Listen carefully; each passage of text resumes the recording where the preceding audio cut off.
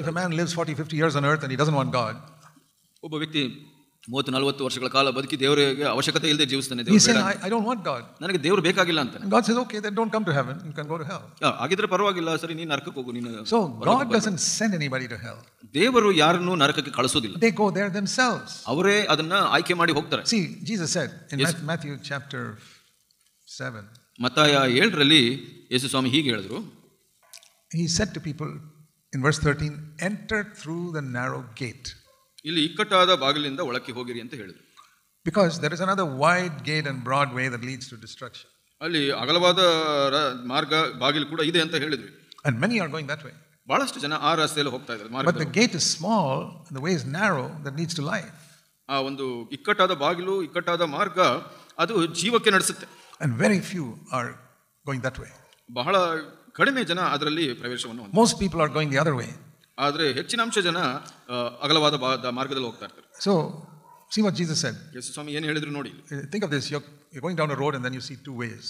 ಇವಾಗ ನೀವು ಒಂದು ರಸ್ತೆಯಲ್ಲಿ ಹೋಗ್ತಾ ಇರ್ತೀರಾ, ಇಲ್ಲಿ 2 ಮಾರ್ಗವಿದೆ. And now you have to choose, you want to go this way or that way. ಇವಾಗ ನೀವು ಅದನ್ನ ಆಯ್ಕೆ ಮಾಡಬೇಕು, ಈ ಕಡೆ ಹೋಗಬೇಕು. This way is very narrow.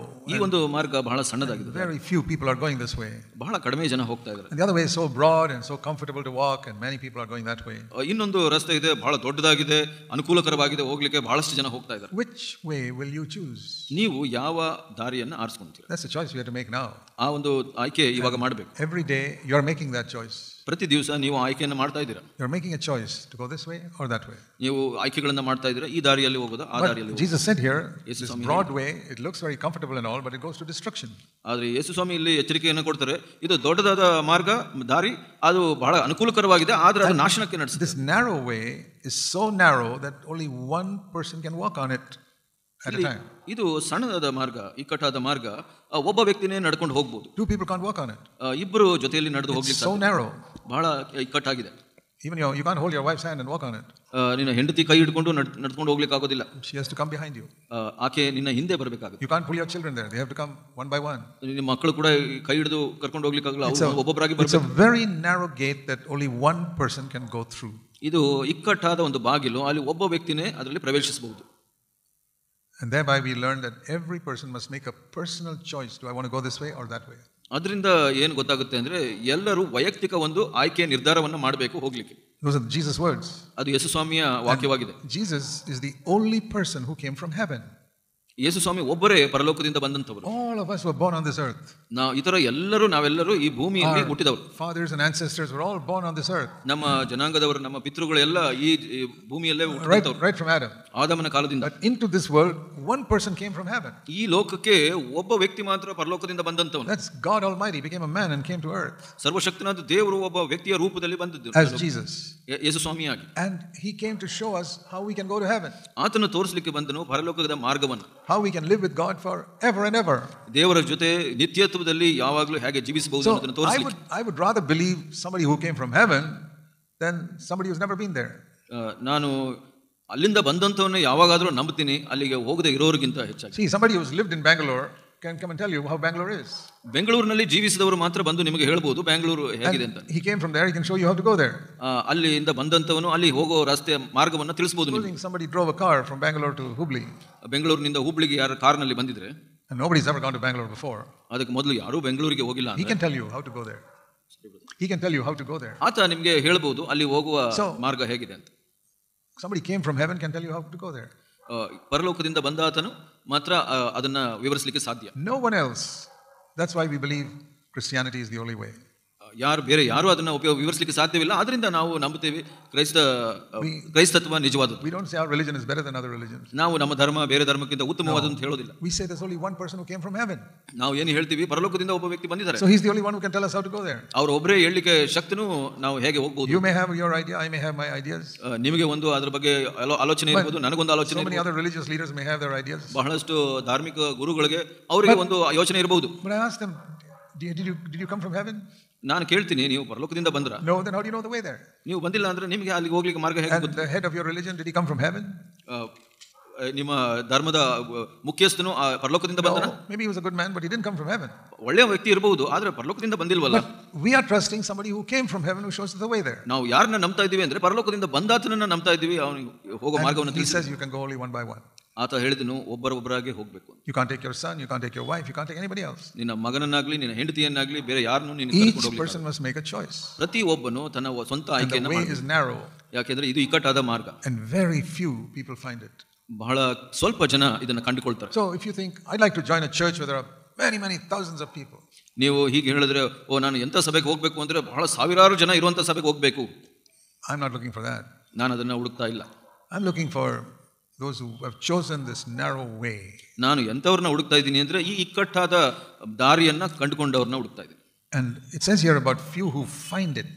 ಇಲ್ಲಿ ಸ್ವಲ್ಪ ಜನ ಇದನ್ನ ಕಂಡುಕೊಳ್ತಾರೆ ಅಂತ ಹೇಳಿ. They found it because they were searching for it. ಯಾಕೆ ಅದನ್ನ ಕಂಡುಕೊಂಡ್ರು ಅಂದ್ರೆ ಅವರು ಹುಡುಕ್ತಾ ಇದ್ರು ಇದನ್ನ. And Jesus told us in Luke chapter 9 how this way is. ಲೂಕ 9ರಲ್ಲಿ ಯೇಸು ಸ್ವಾಮಿ ಈ ಮಾರ್ಗ ಹೇಗಿದೆ ಅಂತ ಹೇಳಿದರು. Luke chapter 9, ಲೂಕ 9 and verse 23. 23. Jesus said, if anyone wants to come after me, he must deny himself, take up his cross daily and follow me. ಯೇಸು ಸ್ವಾಮಿ ಹೇಳಿದರು, ಯಾವನಿಗಾದರೂ ನನ್ನ ಹಿಂದೆ ಬರುವುದಕ್ಕೆ ಮನಸ್ಸಿದ್ದರೆ ಅವನು ತನ್ನನ್ನು ನಿರಾಕರಿಸಿ ತನ್ನ ಶಿಲುಬೆಯನ್ನು ದಿನಾಲೂ ಹೊತ್ತುಕೊಂಡು ನನ್ನ ಹಿಂದೆ ಬರಲಿ. He's telling us about his way to go to heaven. ಇಲ್ಲಿ ಪರಲೋಕಕ್ಕೆ ಹೋಗುವಂತ ಆ ಮಾರ್ಗದ ಬಗ್ಗೆ ಹೇಳ್ತಾ ಇದ್ದಾರೆ. Remember, he's the only one who came from there. He's the only one who can tell us how to go there. ನೆನಪಿಟ್ಕೊಳ್ಳಿ, ಅವರು ಒಬ್ಬರೇ ಅಲ್ಲಿಂದ ಬಂದಿದ್ದು ಪರಲೋಕದಿಂದ, ಮತ್ತೆ ಅವರೊಬ್ಬರೇ ಮಾರ್ಗವನ್ನು ತೋರಿಸಲಿಕ್ಕೆ And he ಶಕ್ತರು. says, if you follow me, you'll come there. ನನ್ನನ್ನು ಹಿಂಬಾಲಿಸಿದ್ರೆ ನೀವು ಅಲ್ಲಿ ಬರ್ತೀರಾ. Because Jesus went back to heaven. Jesus went back to heaven. ಪರಲೋಕಕ್ಕೆ ಹಿಂದೆ ಯೇಸು ಸ್ವಾಮಿ ಹೋದ್ರು. And he says, if you follow me, you will come there. ನನ್ನನ್ನು ಹಿಂಬಾಲಿಸಿದ್ರೆ ನೀವು ಕೂಡ ಅಲ್ಲಿ ಬರ್ತೀರಾ. But how to follow him? ಆತನನ್ನು ಹಿಂಬಾಲಿಸೋದು ಹೇಗೆ? The first thing he says, you got to say no to yourself.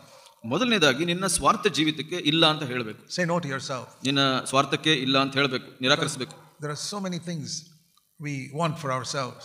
ಬಹಳಷ್ಟು ವಿಷಯಗಳು ನಮಗೋಸ್ಕರ ಬೇಕು ಅಂತ ನಾವು ಬಯಸ್ತೀವಿ. We try to fight for ourselves when somebody hurts us. ನಮಗೆ ಯಾರು ಕಷ್ಟ ಕೊಟ್ಟರೆ ನಾವು ಅದರ ವಿರುದ್ಧವಾಗಿ ಹೋರಾಡ್ತೀವಿ.